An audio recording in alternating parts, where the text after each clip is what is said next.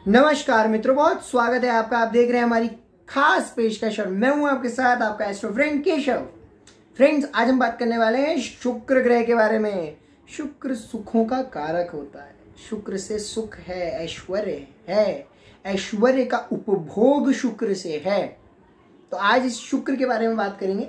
शुक्र का मतलब लस्ट नहीं, मैं लस्ट वाले शुक्र की बात नहीं कर रहा हूं। शुक्र खराब होगा तो लस्ट देगा, शुक्र अच्छा होगा तो आपको अच्छी मेंटेलिटी देगा, आपको अच्छा माइंडसेट देगा। आपका माइंडसेट हमेशा सेक्सुअल प्लेजर्स की तरफ नहीं भागेगा। अगर शुक्र गलत होगा, खराब होगा, तो हमेशा व्यक्ति जो है गलत कामों में उसका दिमाग चलता रहेगा, अपने दिमाग को वो एक तरफ कंसंट्रेट नहीं कर पाएगा।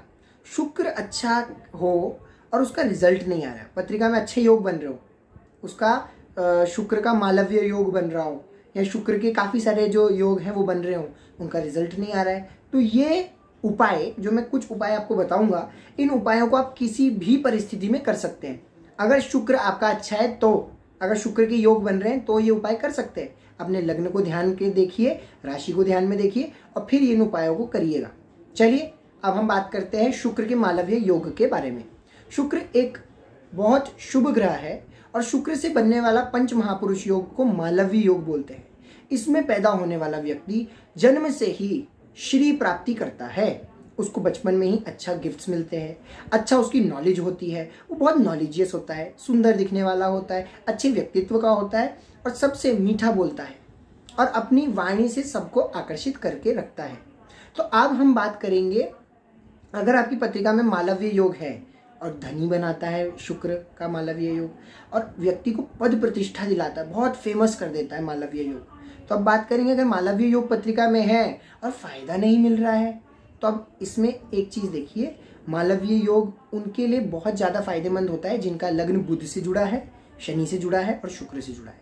इन तीन लोगों से अगर आपका लग्न जुड़ा हुआ है तो मालव्य योग आपके लिए बहुत पावरफुल होगा। आप ये उपाय जरूर करिए, ये जो मैं आप उपाय बताऊंगा।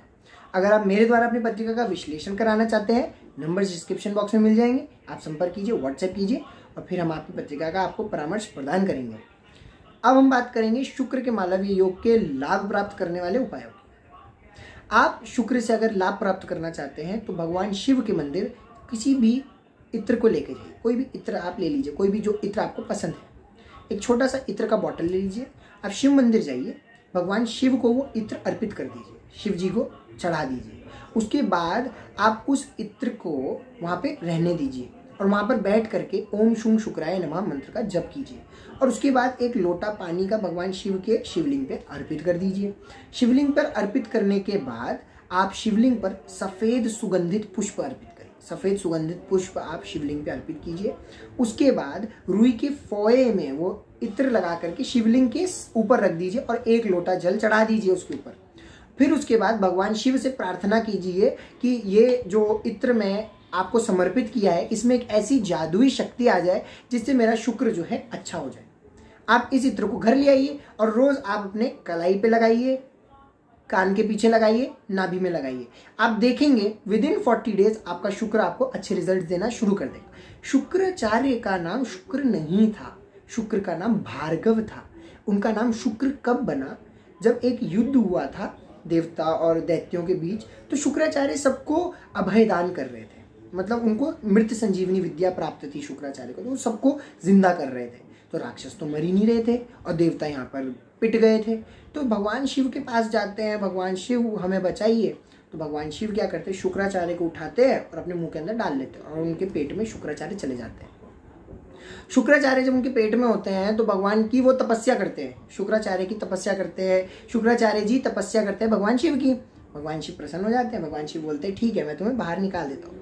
तो भगवान शिव अपने शुक्राणु के रूप में शुक्राचार्य को शरीर से बाहर निकालते हैं। तो इस वजह से भार्गव का नाम शुक्राणु की से निकलने की वजह से शुक्र पड़ गया।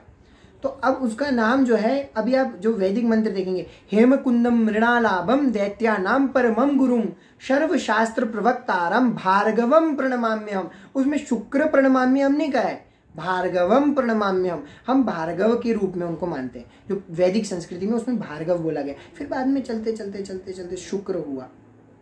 तो अब हम बात करेंगे शुक्र से बनने वाले और योगों के बारे में।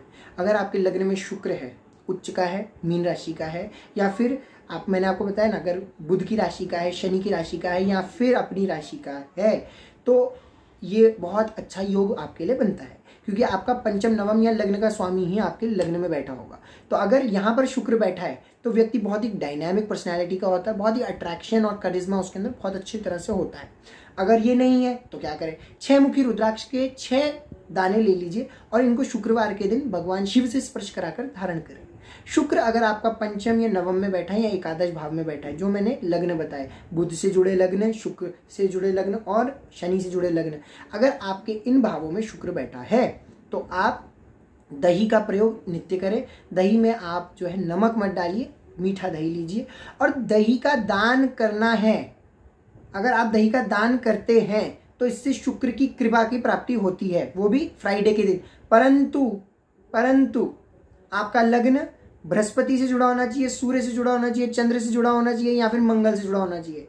इन 4 लोगों से अगर आपका लग्न जुड़ा है तभी शुक्र का दान कीजिए।